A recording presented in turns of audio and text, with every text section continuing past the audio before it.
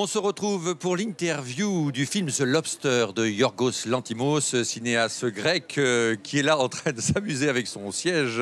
Il est là avec nous, Yorgos. Bonjour Yorgos, aux côtés de deux de ses comédiens, Rachel Weisz. Bonjour Rachel, bienvenue à Cannes et bienvenue Colin Farrell. Merci beaucoup à tous les deux d'être là, ça me fait très plaisir de vous accueillir. Yorgos, c'est une première en compétition officielle. D'abord, une réaction toute simple sur le fait de se retrouver à Cannes en compétition. Vous étiez venu pour un certain regard, là c'est la compétition, ça change tout. Que vous êtes dans quel état d'esprit, Yorgos? I guess we're more experienced. Je pense qu'on a beaucoup plus d'expérience maintenant, de toutes les manières.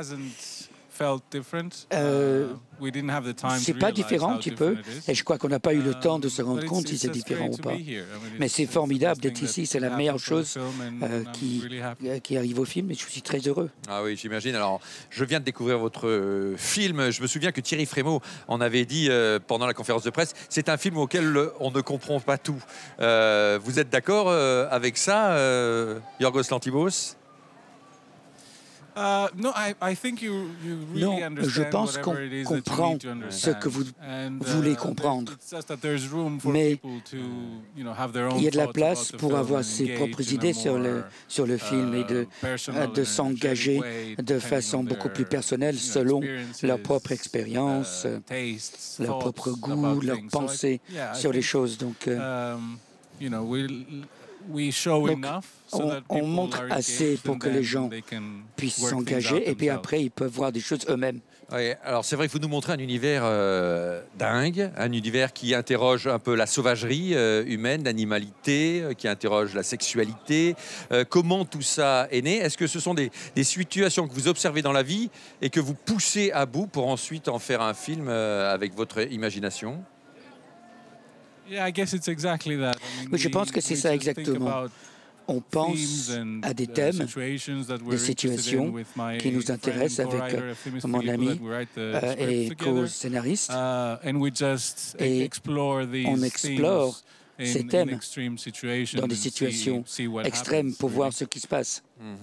Colin Farrell, ce monde est fou, ce monde est kafkaïen, le monde de Yorgos Lanthimos. C'est un monde où on a l'impression que tout le monde ment, personne ne dit la vérité. Est-ce qu'on incarne ce film un peu comme on pourrait incarner un film d'espionnage? Moi, j'ai pensé un peu à ça en vous voyant jouer, où on dit rarement ce qu'on pense.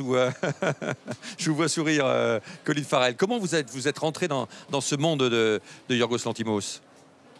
With the mic, please. En fait, j'ai entendu des gens dire qu'il y a une sorte de plan, en fait. Mais ici, c'était extrêmement précis.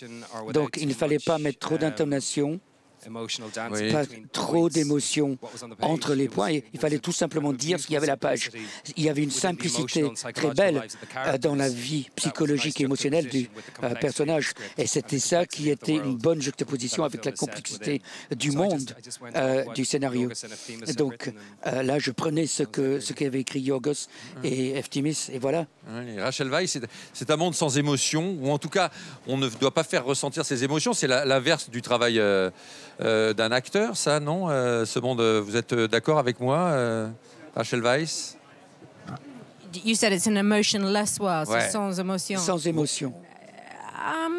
I think it's, je pense qu'il y a des émotions très puissantes, mais à l'intérieur, Yorgos a créé un monde et un ton où personne ne déborde dans leur style de jeu, dans leur interprétation. Tout est internalisé, tout est très minimaliste. Mais je ne dirais pas que c'est sans émotion. Je dirais que c'est l'inverse du mélodrame. C'est ça le ton. Tu es d'accord? Je suis d'accord avec vous, Rachel. Ma question est un peu Je pense en fait qu'il y a beaucoup de mélodrames quand même, mais l'histoire est plutôt un mélodrame, mais pas le jeu. Non, tout à fait. Le ton du film est différent. Il y a une juste opposition entre différents tons. La musique est très sentimentale, est très dramatique. Il y a la voix off. Il y a tous ces différents éléments, je pense, qui créent beaucoup d'émotions. Mais ce n'est pas comme...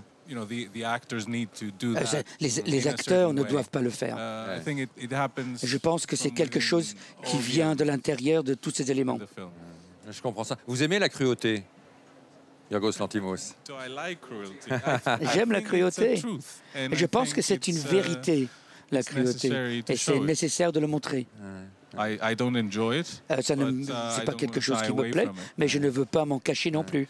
Et votre vision de ce monde, on a l'impression qu'en permanence, la sexualité est là, mais la sexualité est frustrée. L'érotisme est froid. C'est ce qui vous intéressait de mettre en scène?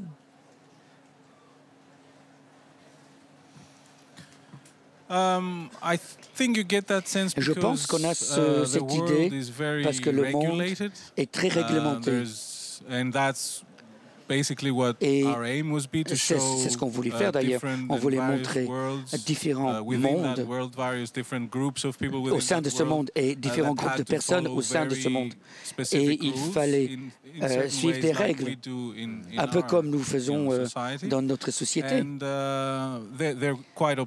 Et ils sont opprimés de différentes manières. Et c'est quelque chose qui ressort dans chaque aspect de la vie humaine, que ce soit des amitiés, la sexualité, parce que